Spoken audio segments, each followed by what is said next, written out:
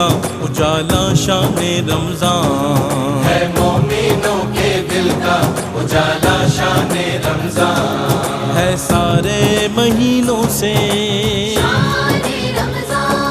ہے سارے مہینوں سے نرالا شان رمضان۔ ناظرین آپ کا خیر مقدم ہے۔ علم و علماء میں آج موضوع ہے ارکان اسلام، اور ارکان اسلام میرا خیال ہے ہر مسلمان گھرانے کا بچہ جانتا ہے کہ 5 ارکان ہیں۔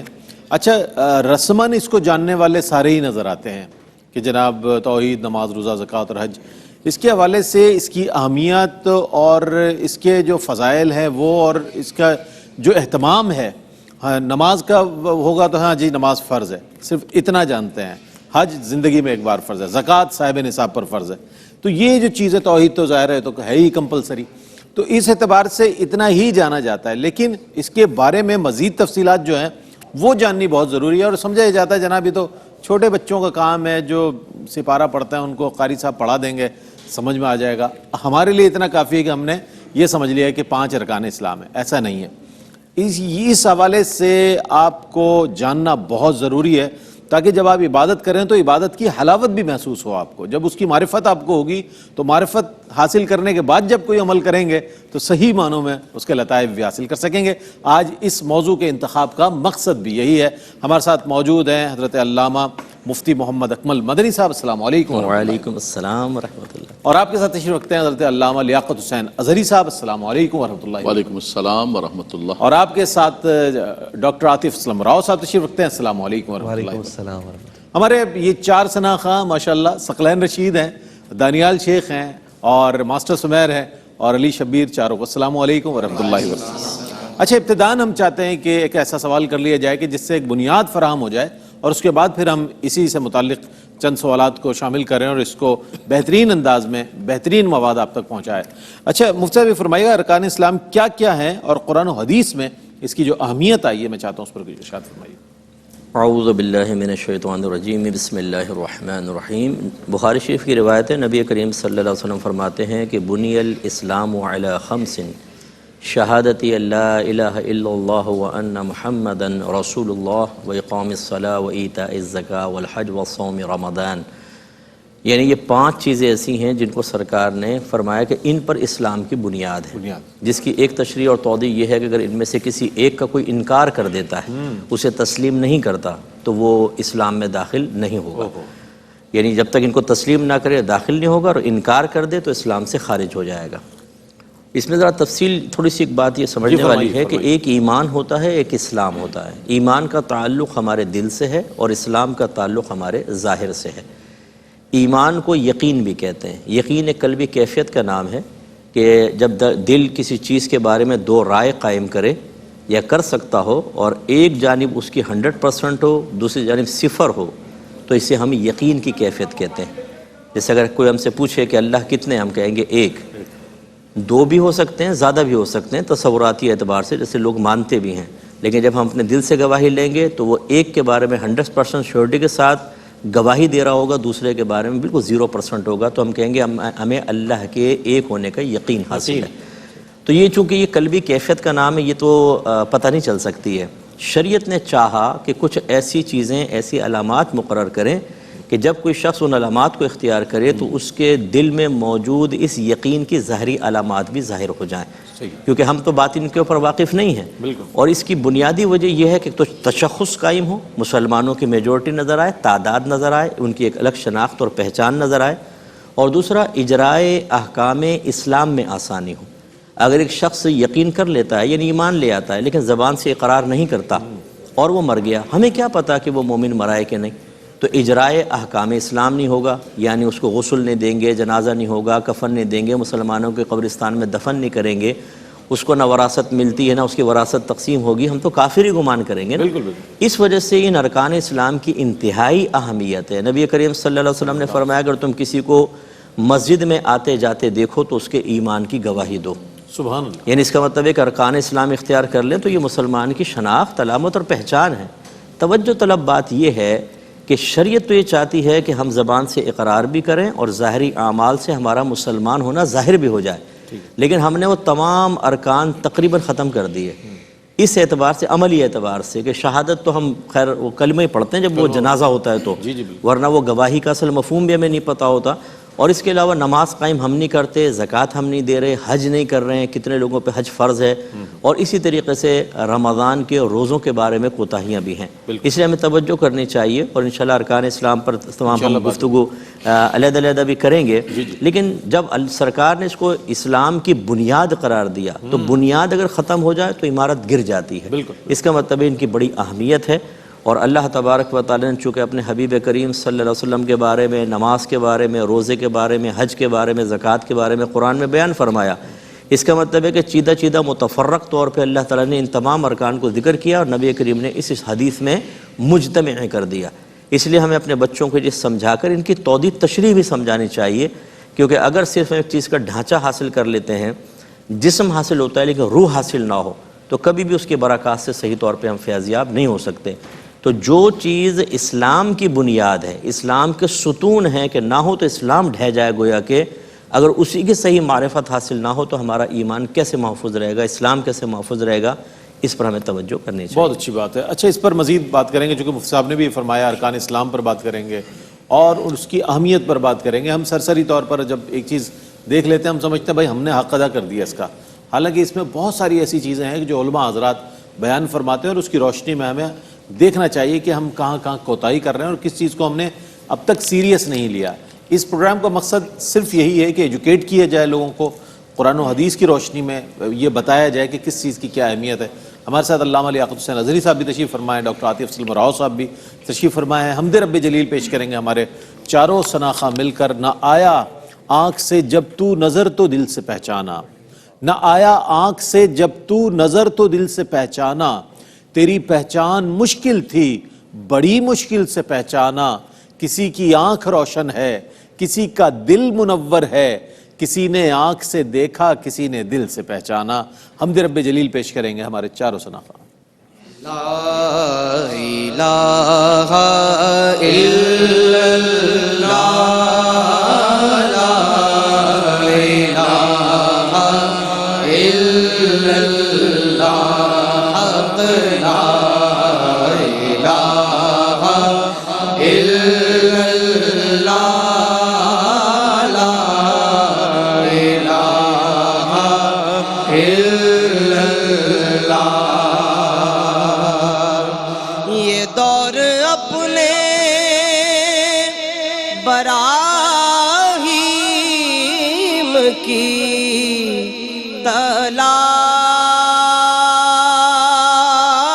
تلاش میں ہے، یہ دور اپنے براہیم کی تلاش میں ہے. صنم قدا ہے جہاں، لا الہ الا اللہ، لا الہ الا اللہ، حق لا الہ الا اللہ، لا الہ الا اللہ. یہ مال و دولت دنیا، یہ رشتہ و پیون، یہ مال و دولت دنیا، یہ رشتہ و پیون، بتان وہموں کو لا الہ الا اللہ، لا الہ الا اللہ، حق لا الہ الا اللہ، لا الہ الا اللہ. اگر ہے بت گئے، اگرچہ بت گئے، جماعت کی آستینوں میں اگرچہ بت گئے جماعت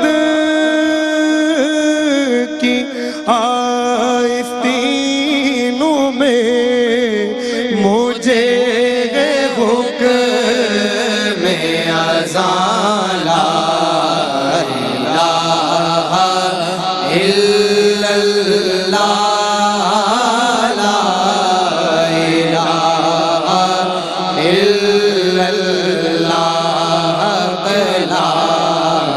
الہ الا اللہ لا الہ الا اللہ میں نام کیسے پکاروں نبی کی بیٹی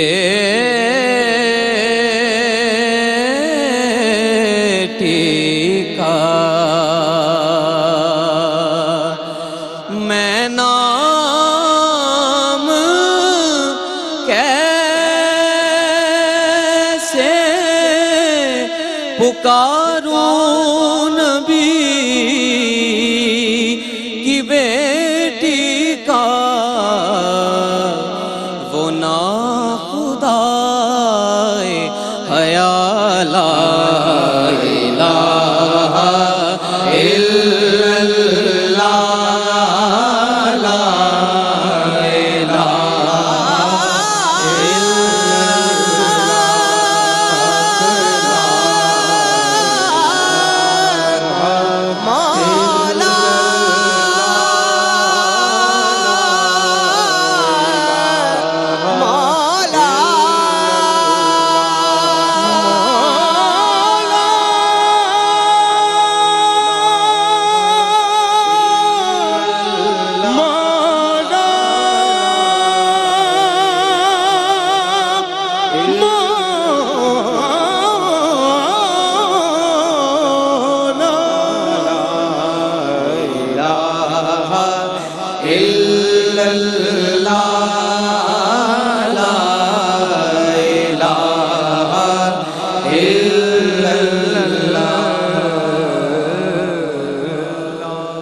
آپ کا خیر مقدم رحمت سحر میں علم و علماء سیگمنٹ ہے اور آج موضوع ہے ارکان اسلام، جس پر علامہ مفتی محمد اکمل مدنی صاحب نے ابتدائی خوبصورت کلمات سے نوازا. اور اب ہم بڑھتے ہیں علامہ لیاقت حسین اظہری صاحب کی جانب. ہر مسلمان گھرانے میں جو پہلا کلمہ، پہلی بات سکھائی جاتی ہے کسی بھی بچے کو، وہ کلمہ شریف ہے، کلمہ توحید، کلمہ طیبہ جسے کہتے ہیں. اس حوالے سے ہم یہ جاننا چاہیں گے کہ کیا یہ پڑھا دینا کافی ہے، یا پھر یہ کہ اس کی اہمیت اور عظمت بھی بتانا بچوں کو بہت ضروری ہے؟ کیا فرمائیے گا علامہ صاحب اس حوالے سے؟ کلمہ توحید کہیں، کلمہ طیبہ کہیں، اس کی اہمیت اور عظمت کے حوالے سے میں چاہتا ہوں کہ ارشاد فرمائیے گا. جی بالکل، جیسے کہ علامہ مفتی صاحب نے بخاری شریف کی حدیث پاک پڑھی ہے، بنی الاسلام علی خمس، اس میں سب سے پہلے جو ہے وہ یہی شہادت ہے جسے کلمہ طیبہ کہا جاتا ہے، کلمہ توحید کہا جاتا ہے. اور یہ کلمہ طیبہ جو نام ہے، قرآن مجید فرقان حمید میں رب تعالیٰ نے فرمایا ضرب اللہ مثلا کلمۃ طیبۃ کشجرۃ طیبۃ سبحان اللہ، اصلها ثابت وفرعها فی السماء تؤتی اکلها کل حین باذن ربها. سبحان اللہ. فرمایا جو کلمہ طیبہ ہے اس کی مثال شجر طیبہ کی طرح ہے. سبحان اللہ. فرمایا کہ جس کی جڑیں زمین پر ہوتی ہیں اور اس کی شاخیں آسمان پر ہوتی ہیں. یہ کلمہ راسخہ ہے، اتنا مضبوط کلمہ ہے. ہر جو درخت ہے وہ سال میں ایک مرتبہ 2 مرتبہ پھل لے کر آتا ہے. فرمایا یہ کلمہ ایسا ہے کہ ہر لہجہ اور ہر لمحے پھل لے کر آتا ہے. سبحان اللہ. جب آپ کلمہ طیبہ پڑھیں گے اس کی برکات ملیں گے، اس کا ثواب ملے گا. دیکھیں یہ وہ مبارک کلمہ ہے کہ جس کو پڑھ کے انسان مسلمان ہوتا ہے. بالکل بالکل. اور اس پر نبی کریم صلی اللہ علیہ وسلم کی اتنی حدیثیں ہیں، بخاری کے اندر، مسلم کے اندر، نسائی کے اندر، مختلف کلمات کے ساتھ، کہ من قال لا الہ الا اللہ دخل الجنہ، من قال لا الہ الا اللہ وحرم علی النار، اس پر جہنم کی آگ حرام ہو جاتی ہے. بلکہ سیدنا ابو ہریرہ رضی اللہ تعالیٰ نے پوچھا یا رسول اللہ من اسعد الناس بشفاعتک، کون لوگ آپ کی شفاعت کے مستحق ہوں گے؟ تو اللہ کے نبی صلی اللہ علیہ وسلم نے پہلے تحسین فرمایا مجھے یقین تھا ابو ہریرہ یہ تم ہی پوچھو گے مجھ سے۔ اس کے بعد فرمایا کہ اسعد الناس بشفاعتی من قال لا الہ الا اللہ قلبا خالصا، فرمایا جس نے سچے دل کے ساتھ لا الہ الا اللہ کہا۔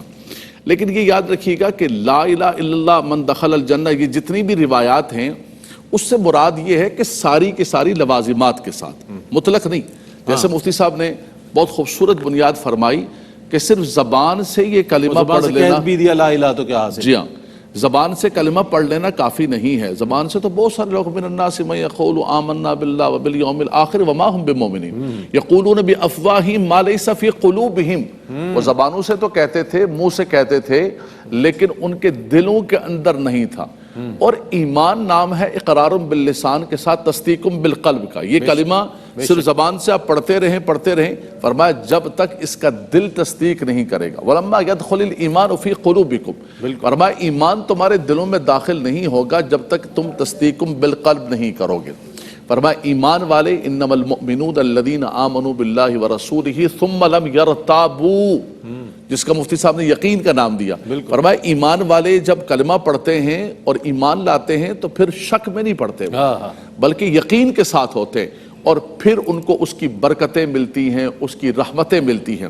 تو یہ کلمہ توحید ہے۔ اس کے دو حصے ہیں رئیس بھائی، جی ارشاد۔ ایک نفی ہے اور ایک اثبات ہے۔ لا الہ الا اللہ، اللہ کے سوا کوئی معبود نہیں، بے شک بے شک، تمام معبودان باطلہ کا رد کرنا، اور اس طاغوت کا بھی، طاغوتی قوتوں کا بھی رد کرنا۔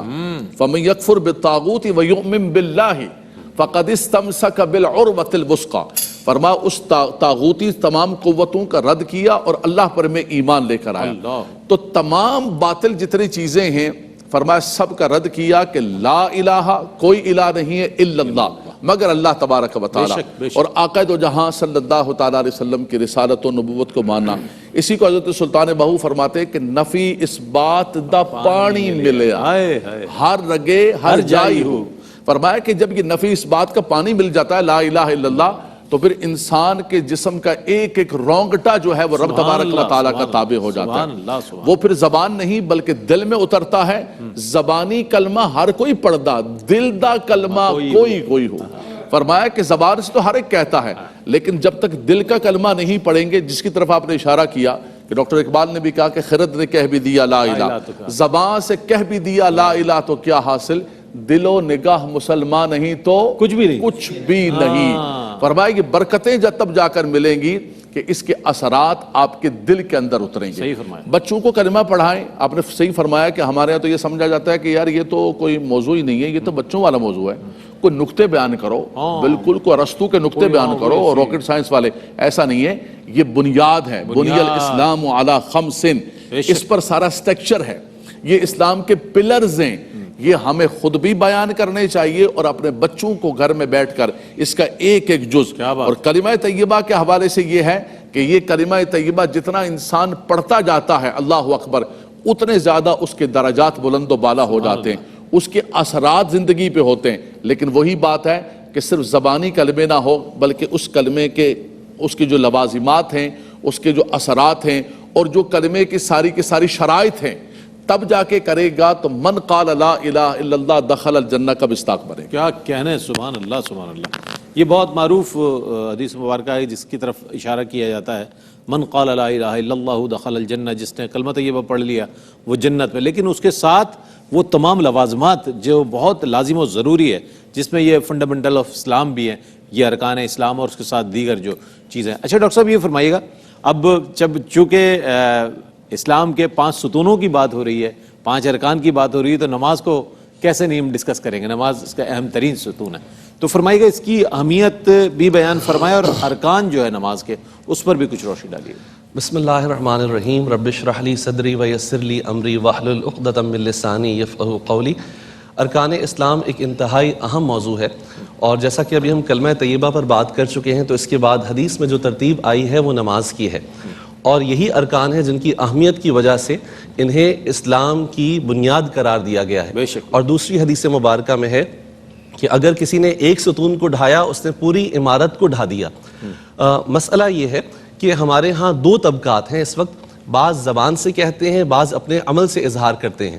ایک طبقے کا اظہار یہ ہے کہ عبادات صرف ان 4 عبادات میں ہی منحصر ہیں, انہی پر انحصار کیا جائے, اور باقی جو عبادات ہیں ان کو وہ سیکنڈری اور بہت ثانوی درجے کا سمجھتے ہیں. مثال کے طور پر یہی 4 کام کرنے ہیں, یہی عبادات ضروری ہیں. اس کے علاوہ جو حلال و حرام کے احکام ہیں, رشوت لینے سے متعلق, مال حرام کمانے سے متعلق, اس کی طرف عملاً بالکل توجہ نہیں ہوتی.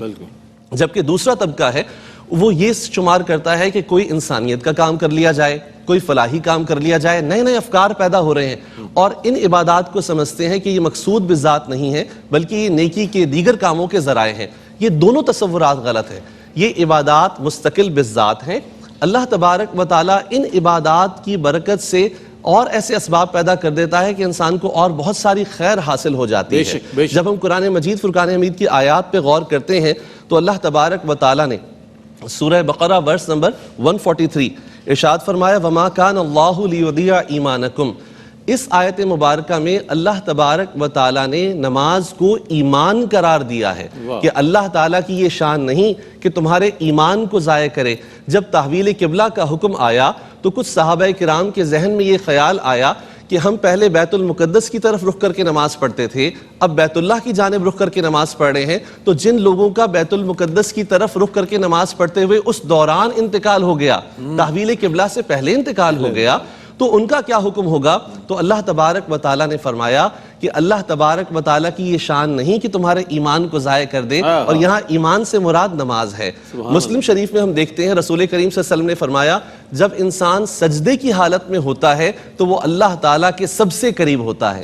کہ ایک انسان نے اپنا ناک زمین پہ رگڑ دیا, سجدہ کر لیا, انتہائی تذلل اور عاجزی کا اظہار کیا, اور ہمارے عرف کے اندر, معاشرے کے اندر ناک کو عزت کی علامت سمجھا جاتا ہے. کہ کوئی خلاف عادت ایسی بات ہو گئی بچوں سے تو تم نے ہماری ناک کٹوا دی, وہ ناک اللہ کی بارگاہ میں رگڑ رہا ہے, تو اللہ تبارک و تعالیٰ کی بارگاہ میں جب سجدہ کر رہا ہے تو اللہ تعالیٰ سے سب سے زیادہ قریب ہے.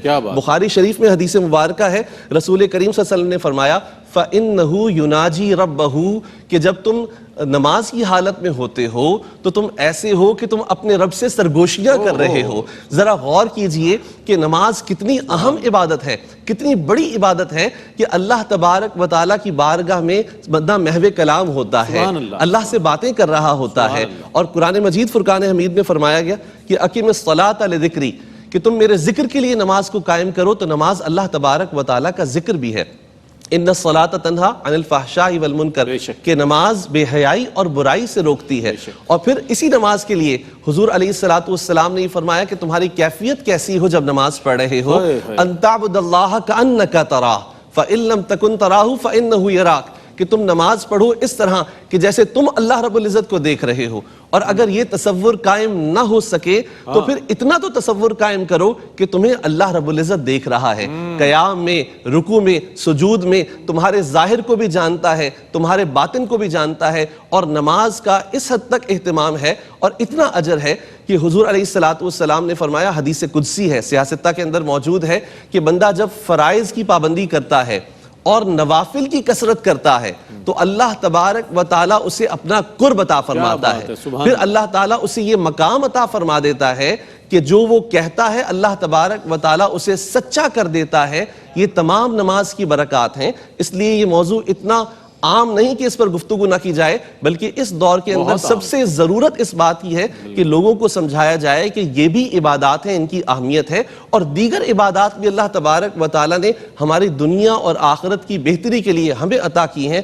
ہمیں چاہیے کہ اخلاص اور اللہیت کے ساتھ ان سب پر عمل کریں. اللہ تعالیٰ ہمیں عمل کی توفیق عطا فرمائے. ماشاءاللہ ماشاءاللہ. دیکھیں ارکان اسلام پر اجماعی طور پر جو ہے گفتگو ہوئی, اجمالی طور پر علامہ مفتی محمد اکمل مدنی صاحب نے, پھر کلمہ طیبہ پر, پھر نماز پر. یہ سلسلہ انشاءاللہ بالترتیب جاری رہے گا. پھر ہم اس کے حوالے سے مزید بھی بات کریں گے کہ کتنا ہمیں اس کے بارے میں جاننا ضروری ہے اور اپنی جنریشن کو بتانا ضروری ہے. پھر کنکلوژن کی طرف بھی آئیں گے. ایک وقفہ لیتے ہیں, وقفے کے بعد حاضر ہوں گے. ہمارے ساتھ رہیے. شان رمضان ہے مومنوں کے دل کا اجالا, شان رمضان